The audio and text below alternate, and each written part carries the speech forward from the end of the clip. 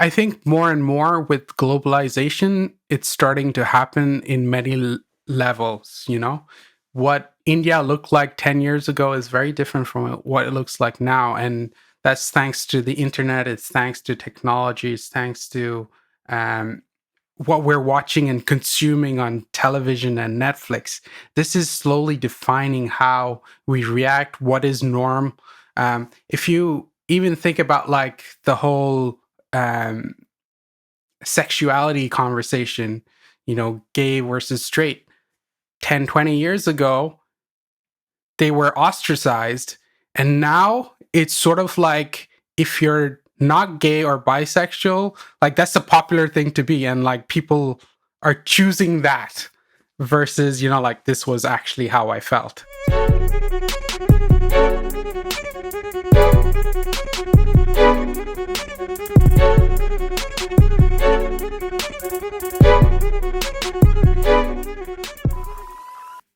Ashwin, welcome to the show. Thanks for having me. It's fantastic being here. Hey, man, perseverance is going to be the topic of this day. Like, it might for the audience, might be the title. We've had some technical difficulties to get this conversation in, but by golly, we're going to make it happen. So here we are. In the machine are trying to stop us, and they will not succeed. They will not succeed. So perks of chatting with someone across the world. That's hey, Ireland, US, it's all the same over the phone. Well, listen. First question. Let's get right into it. Navigating difficult conversations. Your tip is actually one of our more popular tips, and it's one of my favorite ones to ask about. And that is, actively listen. Take notes if you can. Don't anchor on the question or the thing that you want to say next. Pay attention and hang on to every word that they're saying so you hear it. The question, let's dig into that, is how do you get to that place? Because it is actually really difficult to actively listen for a lot of people. Yeah, it just takes practice, And a big thing is actually asking more questions. So when you ask more questions, it helps you clarify what the person has been said. And so if you're constantly clarifying or you're asking the right types of questions, then you're able to dive deeper into that topic, into that specific thing that the person is trying to convey to you. When you have, so this is a piece that it's always interesting to talk about, is the idea of asking questions without interrogating, right? That old hat of seeming very condescending because you're just trying to ask a question so you're not being an ass. How do you get into that space so you're actually asking questions with a sense of curiosity? So a big part of that is tone of voice, if you ask something like, hey, what do you think? Or what is that? Or, like you're very abrupt and you're pushy, or you could be like calm, you drop the decimals down and you're like, hey, would you mind explaining this? Because I'm really interested in learning more about blah, blah, whatever it is, the topic that we're discussing. And once you start dropping the decimal, you lower the calm and you actively match the energy of the person and then bring it down. That helps activate the conversation, and they see the motivation behind it. So they're less likely to jump to a conclusion. The other thing is to ask permission. If you start the conversation by asking permission, hey, do you mind if I ask you this question? Do you mind if we dig deeper into this so I can better understand it? This is my motivation behind it. And just by starting with asking permission, you are then inviting that person to either walk away from the conversation and say no, or be open to having a deeper dialogue. When you say match energy, how do you do that? Or is it like a natural thing, or do you have a way you do it? Well, it's like monkey see, monkey do, right? Like you're looking at that person. Like, if you think about it, how do we communicate? 55% of our communication is through body language. And so more than what we say, it's about like how we say it. So how we move, we're implying things to people through the motion in our body. Then it is the tone of our voice, and then the actual words that are coming out that need to be interpreted. And so when you start by, like, if the other person's like, hey, I'm so excited to see you, and you're like, hey, so excited to see you, and then you slowly start dropping the decimal down and say,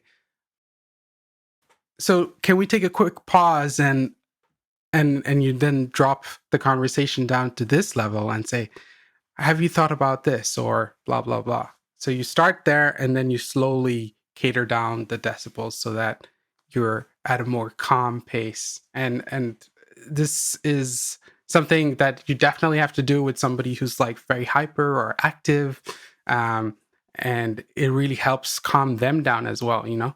Or you could be like, hey, you're going so fast, but I can't understand everything. So can we slow things down so that I can better understand what you're trying to communicate to me?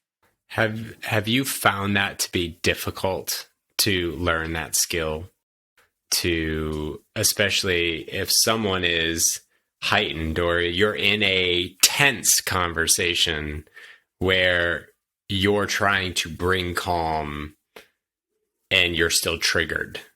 Like, I know you meditate. Do you use those skills, and how easy is it for you to bring yourself down in the moment?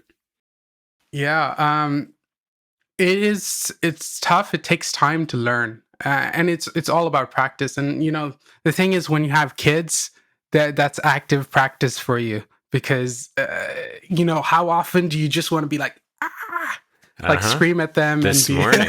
Yeah. but you have to like slowly start dropping, learn to control it, and be like, okay, he actually does not understand the concept. So how do I better explain it in a way that is understandable to that person? And so you get that practice of doing that with repetition, with just like anything else. And I know that's not the answer for everybody, but like, I personally have kids. I've had kids. I mean, I have 3 kids. So, yeah. That actually helped me with thinking about that for active listening, or not active listening, for matching energy with kids. Like sometimes, and not even just kids, it could be adults, but the idea of kind of matching the intent that they have. Like maybe they want something that you don't want them to have, or they're really excited about something, and it's like, well, I could just say no, or I could be like, man, I can see you're really excited about this. Let's talk about when you can get it, instead of just being like, no. And I think that probably helps what you're saying be received, because you're tuning in with them. Yeah, that's a really good point. It's like agreeing with them and then diving deeper into why or how or what, It's kids definitely are a great experience of understanding your triggers, and they've certainly helped me come down quicker. But boy, they test you, don't they? Totally. So, taking a pivot now. So I appreciate you indulging the conversation part of this conversation, as Rodney gets sick of me saying that. But I was going to ask you something different, but I want to, you said this in the lead up. What interests you right now is what shapes culture? How does art shape culture, and all of that? I've really been thinking about this a lot lately, probably because of the books I'm reading. What is culture to you? Culture is the social construct that defines our norm, or what we consider normal. It's these little interactions that we create rules under which we then live, So based on the ideas we create, based on the ideas that we make popular, it then affects the social construct that we live within. So this is the thought that I've been thinking so much lately, because culture is, I mean, I guess, let me ask you this. Do you see us actually having a common shared culture in most nations? I think more and more with globalization, it's starting to happen in many levels, you know? What India looked like 10 years ago is very different from what it looks like now. And that's thanks to the internet, it's thanks to technology, it's thanks to what we're watching and consuming on television and Netflix. This is slowly defining how we react, what is norm. If you even think about like the whole sexuality conversation, you know, gay versus straight, 10, 20 years ago, they were ostracized. And now it's sort of like if you're not gay or bisexual, like that's a popular thing to be. And like people are choosing that versus, you know, like this was actually how I felt. Like it's become a popularity contest. So it's a really interesting dynamic how, you know, the media can shape how we think about an idea. And if there's enough information chucked at a person within a closed off conduit or a bubble, then they start to believe that. Because here's like, this is the thing that it's to your point about influence of social media. You're talking about globalization. So cultures, or a culture becomes, it's shifting. And it's shifting so fast that it's almost that subculture is the norm now, right? And subculture is the main culture. And we need to up level our expectations of what we want from one another, right? And how we expect each other to live. And that's where we see such massive resistance, because we don't have these solidified, I mean, generation after generation, we're going to be, you know, getting more and more exposure and information that, I mean, generations that live 20 years apart experience the world so very differently, and it's accelerating. And at the end of the day, there are culture wars, but it's like, who's fighting who?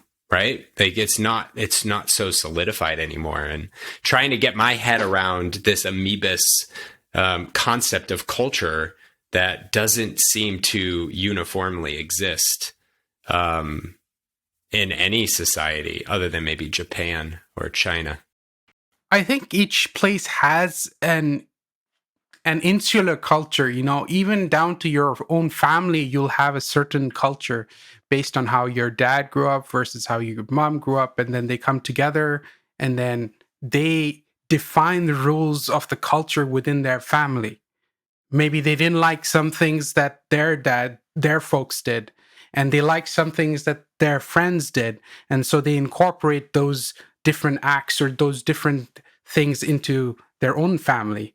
And so suddenly the culture within that specific family is different from the one they came from. And this is what we're doing on a mass scale across society. But so there are some prerequisites that run across all those families. Maybe there's certain truths that are agreed by everybody. And those certain truths that are agreed by everybody is what then turns into the larger culture that everybody knows. But what's happening now because of globalization, because of media, is there's a twisting of the truths. And because like truth is based on perception, right? And unless it's grounded in something that is unshakable, every time somebody new comes along and has an idea and twists it, and then they say, from my perception, this is the truth. So this is where there needs to be a grounding on something solid. And only then will we have a culture that is unified, that has sense across society. So like if we think about the Western world, it's built on the ethos of the biblical foundation. Okay? It gets all its rules. The American government is based off of the Bible. All its laws, everything came out of that foundation. And so there was a solid truth on which it was built. Now, if you start pulling that apart and taking out the bricks of the foundation, you're going to have this scattering effect of like, okay, we don't know what we really believe anymore. What is right? What is wrong? It all changes. Yeah, the two things. So the very first question you asked about, how did you say it? Is there universal culture? How did you ask the question, Keith? Yeah, I mean, what is culture was the first question I asked. Well, not that one. The next one. And then basically, it was, do we have shared culture? It was like, do we have shared culture? And I think that pieces of our culture are shared, because culture is the mores, the folkways, the taboos, the rules, the laws, like all the things that are around us that go into any culture, or as you brought up, subculture that we subscribe to or partially subscribe to. There's so many layers to it. It's hard to say that I don't know that there's ever going to be one definitive culture. There's so many different ways to think about it and look at it. And then I think what's happening right now, war, like generally what happens, or what's happened at least in the States, is the predominant culture controls the messaging. So Ashwin, to what you're saying about media and what's acceptable is a controlled message.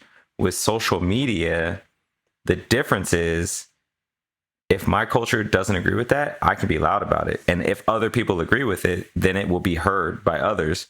And so then now there's this clashing of like, well, that's not a thing. And we're like, yeah, it is a thing actually. And so social media, I think sometimes people conflate them like, oh, media's out of hand. It's like, maybe.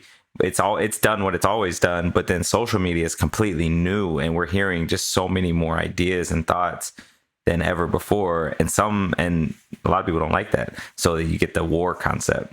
Well, there's a flip on that, is because of the algorithms of the different social medias and how they're trained. Basically, they keep showing you things that you like. So like, say you watch a bunch of like bike packing videos on YouTube, you're gonna soon get recommendations of other bike packing videos. Or like if you watch like Jordan Peterson on YouTube, you'll keep getting everybody else who's linked with Jordan Peterson on YouTube. And suddenly you're inside an insular bubble which only believes one thing.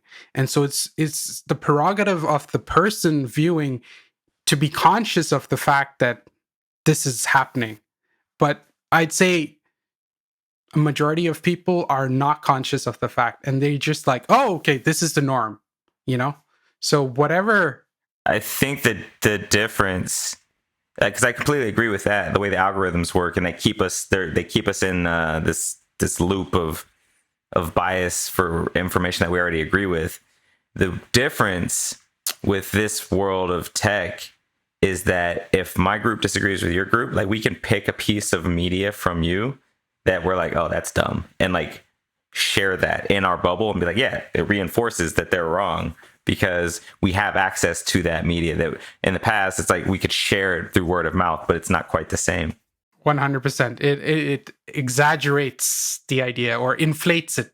Inflates is probably a better idea. And there's this reality of historical existence where we are forced to see. This is why I don't think we have common normal rules anymore. I mean, we have some, right? Basic decency. And laws. This is why we have laws. I think, compassion is a great common rule that we could all anchor on. But like, just when you think about these echo chambers that occur because of our consumption of information, or you think about like the QAnon conspiracy, I'm not sure if you're familiar with it, Ashwin. It's a big thing in the United States, that it's all about deep state, and all Democrats are pedophiles and all this other stuff, and it goes pretty deep. In that, Anderson Cooper, I think, has a dungeon in his basement where he keeps children so they can all drink the blood of children over these ritualistic killings. It goes pretty hardcore. There are people who have left their families, or their families have said, I can't talk to you anymore, because this QAnon group is millions of people that they connect to. And one of the common things that most of these folks say is, I have friends and connections for life. And so what we're able to do now is not be challenged to find a collective common core of belief. We get to just gravitate to people who feel about things the way we feel about things. And we get to do that across thousands upon thousands of miles, and never have any accountability to having a common set of norms and rules. And I think this idea of culture is fascinating because it exists. At the same time, it's so all over the place now, and you really can't pinpoint it. And I think that's also a good thing, because I think that's what helps drive equity, and it drives resistance at the same time. And it's a matter of which one ultimately wins out. Historically is not on the side of equity. But anyway, I've been thinking about this culture. Is that concept. new though? Is that new? Because like cults, religions, and there's really just degrees of difference between them. Like they've always existed. Yeah, they've existed, but not at the scale and ease of access. So like for a cult, you got to go move to the commune or whatever and live there. You're saying it's just more easy to access. It's easy to access, so it impacts more people. So it thus erodes common culture, and it creates friction. It creates tension. And I think there's positive tension in it. There's certainly negative friction in it as well. But I think there's an interesting philosophical conversation about what the desired culture is going forward and what it looks like for everybody. And I think it's a little different. And I think it's a fascinating conversation, which ultimately leads me to an interesting comment, because you mentioned something that I'm massively curious to understand your perspective on around sexuality and a fad of it. Like, can you expand? Like, do you actually witness people that like going towards a popularity of bisexuality or homosexuality? I'm fascinated to understand your lived experience on this. All right, we'll be back with part 2 shortly. Be sure to tune in. If you like what you just heard, be sure to like it, share it, and tune back in for the next one soon. Have a great day.